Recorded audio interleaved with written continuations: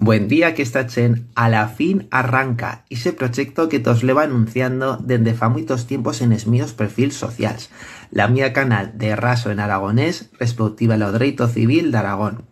Entonces vídeos serán en aragonés, así que si tienes cualquier duda, quieres hacerme bella consulta o tienes bella sugerencia, pues meterte per privado en contacto con yo y te contestaré en la luenga que faiga falta.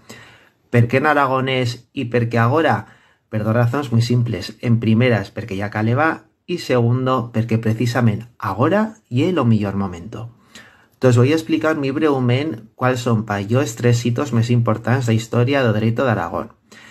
En primeras, Aragón, cuando se constituyó en condado allá en la Edad Media, los primeros fueros los fueros de Chaca, la primera capital de Aragón, que no facían otra cosa so que clamar nuevos repoblados y regulaban las relaciones entre particulares, entre ciudadanos y la administración, derecho penal, etc.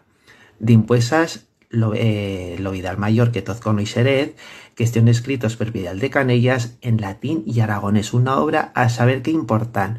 Los dictó bajo la orden de Chaime lo Conqueridor. D'impuesas, decretos de nueva planta, dictados por lo primer Borbón, que permitió que Aragón continuase teniendo lo derecho de particular lo derecho civil de agora.